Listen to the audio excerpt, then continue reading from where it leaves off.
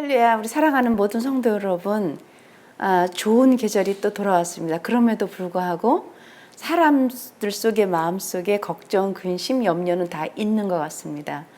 오늘 여러분들과 함께 보신 말씀인데요. 마태복음 22장 37절에서 40절 말씀입니다. 거룩한 사랑에는 어떤 것을 우리에게 나타내 주실까? 어떤 것을 말씀하시는 걸까에 대해서 우리가 보는 건데요. 예수님께서 이제 제자들이 와서 물어보는 거예요. 어떤 것을 지켜야 되냐고 물으는데 예수님께서 뭐라고 말씀하시냐면 내 마음을 다하고 목숨을 다하고 뜻을 다하여 주 너의 하나님을 사랑하라 그러셨습니다. 그런데 이것이 크고 첫째 되는 것인데 둘째도 같다 그랬습니다. 둘째는 뭐냐면 내 이웃을 내 몸과 같이 사랑하라 이렇게 말씀하셨습니다.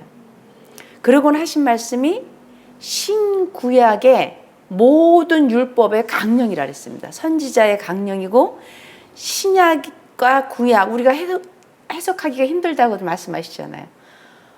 구약은 이해하기가 어렵다 그러는데 결국은 하나님의 사랑을 깨닫는 것입니다.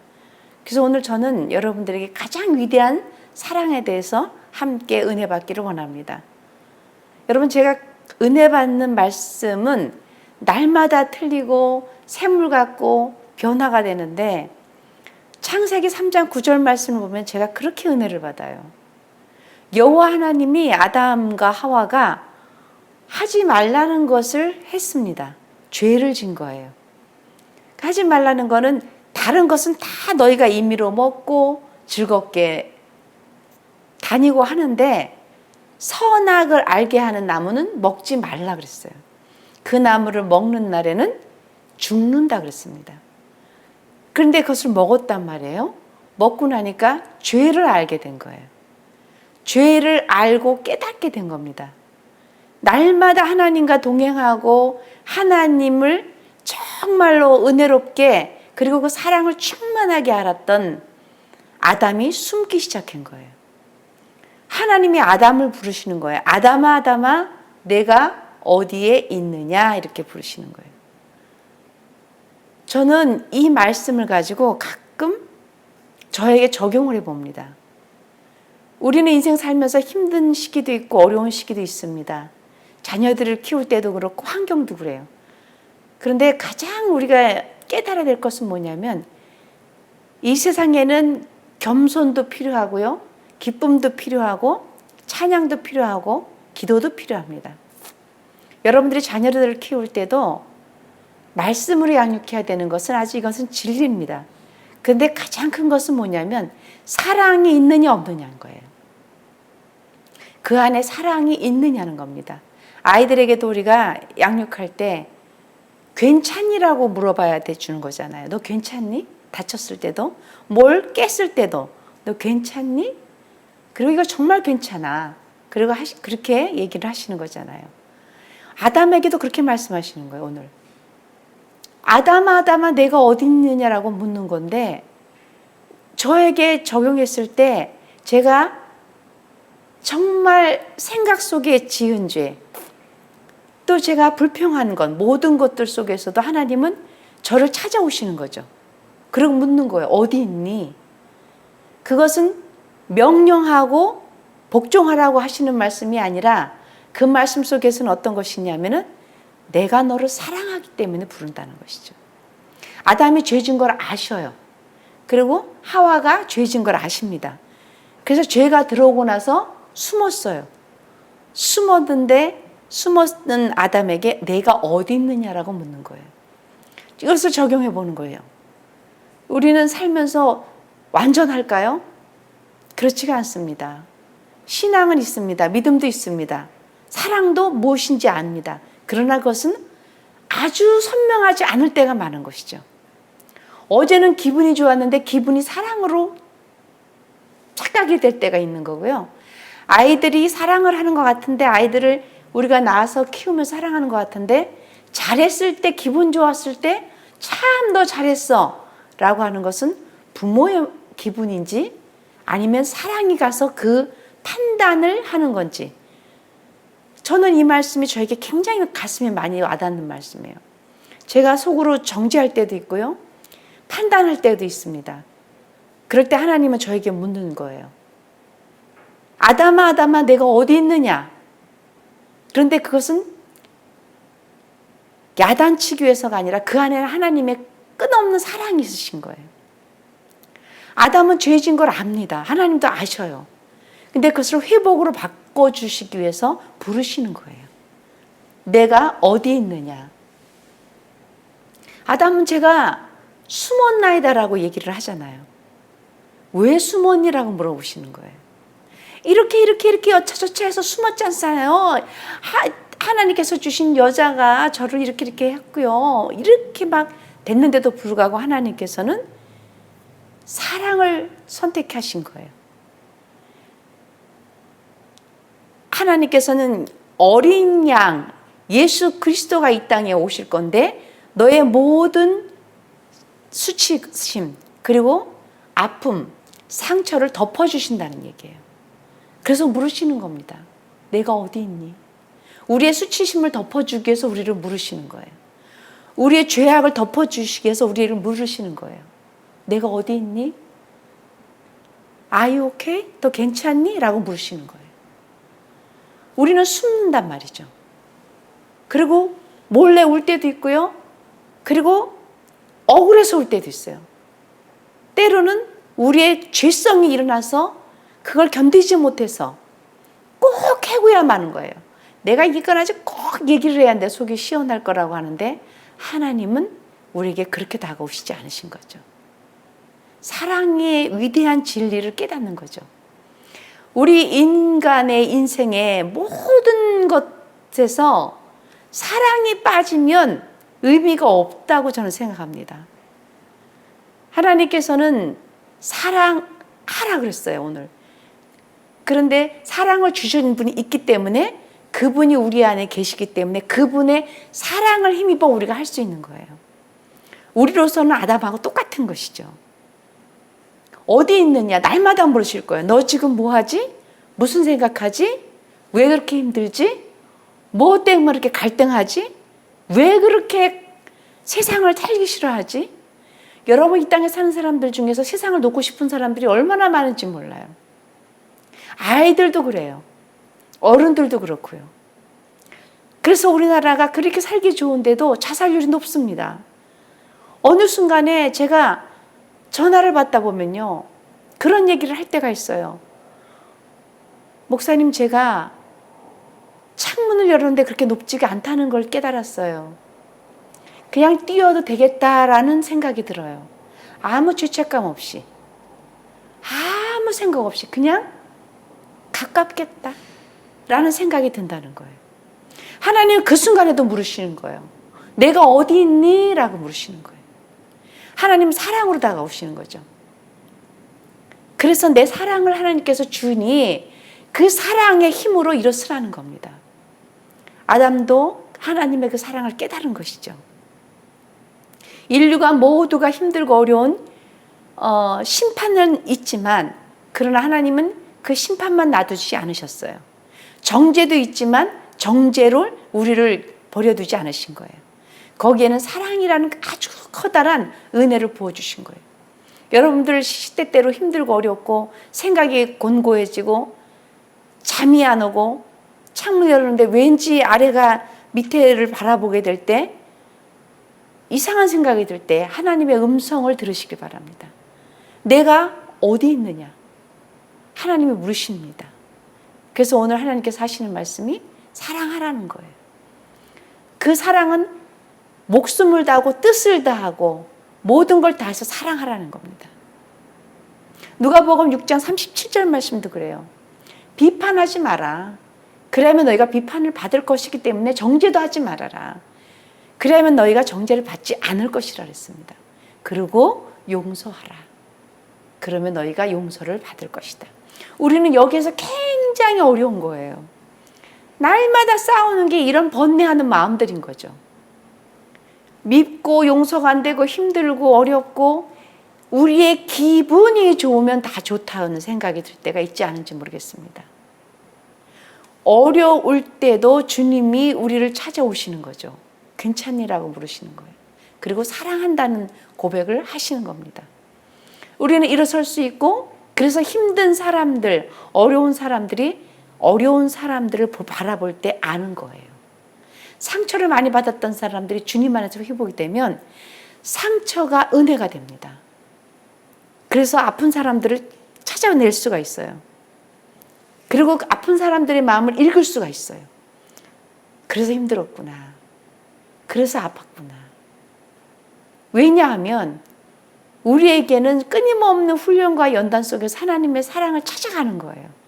그리고 하나님의 사랑을 받는 겁니다. 그럴 때 하나님께서는 우리에게 끊임없는 사랑을 부어주시는 겁니다. 그러니 하나님께서는 용서하라라고 하시는 거예요. 내가 용서했듯이, 전 인류의 죄를 짊어지고 용서했듯이 용서하라는 겁니다. 우리는 아는 사람 때문에 힘들어요. 모르는 사람 때문에는 원수도 없습니다. 그리고 막 번뇌가 일어나고 불평이 일어나는 것도 아는 사람 때문에 그래요. 그래서 가족이 힘들고 친구가 힘들고 공동체가 힘든 것은 알기 때문에 그렇습니다. 그런데 그 공동체에서 하나님은 우리로 하여금 성숙하고 성장해내기는 것을 기다리시는 거예요. 그러니 때로는 나 같은 사람을 만나는 거예요. 우리 엄마들의 그 고백 중에 자녀를 키우면서 그런 말을 한 번은 했다 그러잖아요. 아유, 너 나중에 결혼해가지고 꼭 너 같은 아이 하나만 낳아봐라. 너 닮은 아이 하나만 낳아봐라. 힘드니까 해라는 거예요.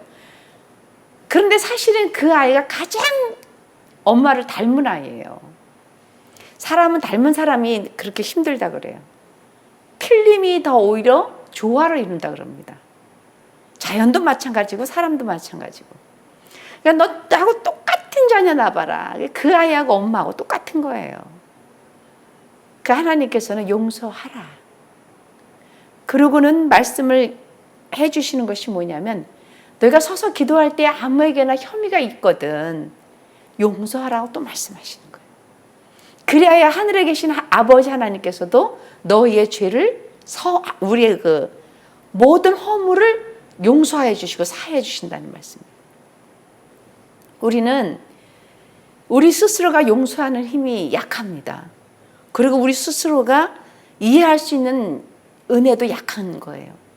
하나님의 사랑에 그 정말 생수의 강같이 우리를 적셔주고 마른 땅을 적셔 주셔서 정말 풀이 나고 잔디가 생기고 거기서 꽃이 생기고 열매도 생기고 그런 아름다운 초장으로 우리를 이끄시는데, 그러기 위해서는 우리가 하나님께로 가까이 가야 되는 것입니다. 왜 그렇게 이해하기가 힘들고 용서해 주는 게 어렵고 그렇잖아요. 근데 하나님께서는 말씀하신 거예요. 어디 있니? 무슨 생각하니? 괜찮니? 라고 물으시는 거예요. 그리고 나 너 사랑한다 이렇게 말씀하시는 거예요. 여러분들 그러니까 어디에 이렇게 갇혀 있을 필요도 없는 거예요. 힘들어 있을 이유도 없는 겁니다. 죄를 졌어요. 하나님 앞에 회개하시면, 그리고 그거를 돌아보고 하나님의 사랑으로 채우면 되는 거예요. 그것 때문에 막 내가 또 엄청난 내 힘으로는 할 수 없지만 하나님의 은혜로는 살아갈 수 있다는 것을 깨달아야 된다. 그 말씀을 주시는 거예요. 마태복음 18장 말씀도 마찬가지죠. 여러분 35절 말씀을 보면은 너희가 각각 마음으로 형제를 계속 용서하라, 이해하라, 그렇게 말씀하시는 거예요. 그리하면 하늘아버지께서도 너희에게 이와 같이 어떻게 하신다 그랬어요? 용서해 주신다 이렇게 말씀을 하십니다. 그러니 우리 모두가 하나님 앞에 감사와 그런 은혜의 회복의 시간이 일어나야 된다는 것을 믿으시길 예수님을 축원합니다. 우리 모두는 거룩한 사랑이라는 제목을 받았을 때 이 세상에서는 사람과 사람도 사랑하고 우리가 키우는 또 여러분들이 어떤 새나 뭐 애완견들이 있을 겁니다. 사랑을 합니다. 그럼에도 불구하고 하나님의 위대하고 거룩한 사랑은 주보다 강한 사랑이에요. 하나님은 우리를 손바닥에 새길 만큼 그 정도로 사랑하셨는데 죽음을 뛰어넘는 사랑을 우리에게 주셨습니다. 그래서 로마서 12장 14절 말씀 보면 너희를 박해하는 자를 축복할 수 있겠니? 라고 물으시는 거예요. 그리고 축복하는데 그를 위해서 저주하지 말고 그를 위해서 진실로 잘 되기를 원해줄 수 있겠니? 라고 물어요. 근데 우리나라에는 그렇게 얘기하잖아요. 사돈이 땅을 사도 배가 아프고 잘 되는 사람 때문에 행복할 것 같지만 잘 되는 사람이 잘 되면 힘들다고도 합니다. 우리 그리스도인들이 우리 크리스찬의 문화가 이런 어떤 생각들을 우리 하나님의 사랑으로 다 변화시켜야 되는 거예요. 내가 아는 사람이 잘 돼야 되는 거예요. 저는 그것을 아주 철저하게 예수 그리스도 안에서 체험하고 그리고 많이 그쪽으로 실천해내고 그렇게 살려고 애를 쓴 사람 중에 환경이 주는 은혜가 있었습니다. 왜냐하면 남편이 군인이었잖아요. 우리 장모님이. 군인이었기 때문에 군대에서 우리가 진급이라는 게 있어요. 진급이라는 게 있는데 매년 교회가 부흥될 때가 아이들 고3 때 하고 진급 시즌이 돌아오면 아주 교회가 이렇게 부흥이 되는 거예요. 근데 같이 앉아서 기도를 해도 저는 그런 기도를 했어요. 하나님, 제가 모르는 사람들도 많을 겁니다. 왜냐하면 제가 이사를 엄청 많이 다녔거든요. 근데 이게 그 공군에 있으면서 많은 이사를 다니면서 제가 무슨 기도를 드렸냐면 하나님, 제가 스쳐 지나간 모든 사람들, 제가 아는 사람들이 다 진급되게 해주시옵소서. 왜냐하면 모르는 사람은 제가 기도할 수가 없잖아요. 제가 아는 사람들이 다 잘되게 해주세요.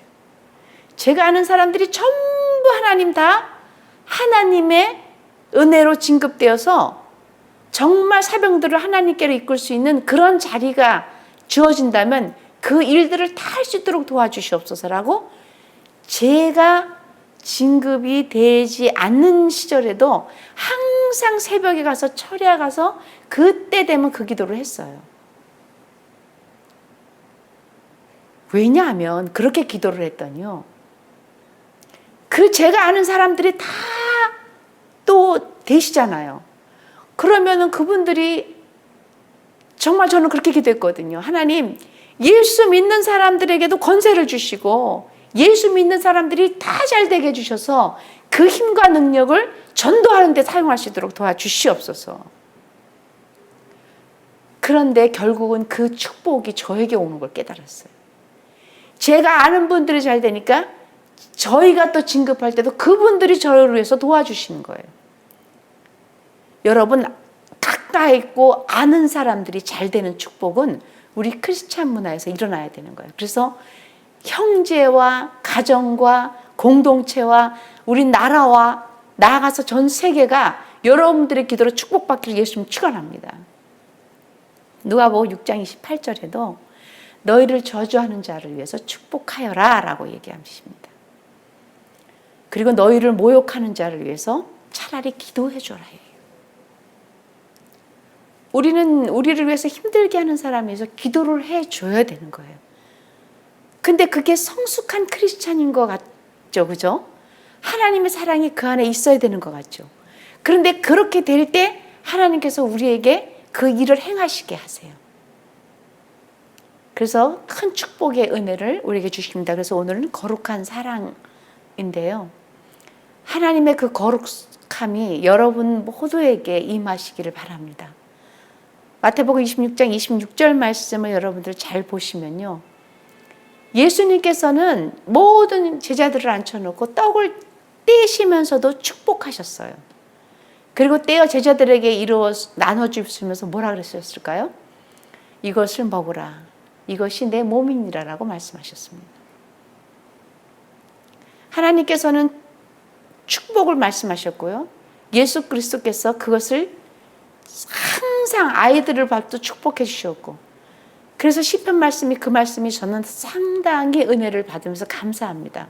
오직 나는 주의 풍성한 사랑을 힘입어서 주의 집에 들어가서 주를 경외한다 그랬습니다. 그리고 성전을 향해서 날마다 기도한다 그랬습니다. 우리 모두가 하나님 은혜 가운데 이 은혜가 있어야 되는 거예요. 주께 피하는 모든 사람은 다 기뻐하라 그랬어요. 주의 보호로 말미암아 영원히 기쁠 수 있기 때문에 그렇습니다. 그리고 주의 이름을 사랑하는 자들은 즐거움에 참여한다 그랬어요. 그리고 우리 모두는 기쁨을 가져야 돼요. 그리고 그걸 유지할 수 있어야 되는 것입니다. 제가 은혜 받는 말씀 중 여러분들 이 말씀 암송하셨으면 좋겠습니다. 시편 13편 5절 말씀 보면요. 나는 오직 주의 사랑을 의지하였다 그랬습니다. 그래서 내 마음은 주의 구원으로 말미암아 구원됐고 그래서 기뻐한다 그랬습니다. 나의 힘이신 여호와여 내가 주님을 사랑하나이다라고 고백하는 거예요. 나의 힘이 되신 여호와여 내가 주님을 영원히 찬양합니다. 하나님 내가 사랑합니다라고 고백하. 이 세상에서 가장 제가 필요한 말은 사랑이라는 겁니다. 아이들에게도 사랑한다. 괜찮아. 내가 너를 사랑하기 때문에. 실수해도 사랑한다. 그런데 이 사랑이 자꾸 여러분들 입술로서 나와야 되는 거예요. 그 사랑이 실천이 될 때까지 한번 해보시기 바랍니다. 괜찮아. 하나님 오늘 아담에게 물으셨듯이 아담아 너 어디 있니? 제가 죄를 졌습니다. 숨어 있습니다. 수치를 가려주셨습니다.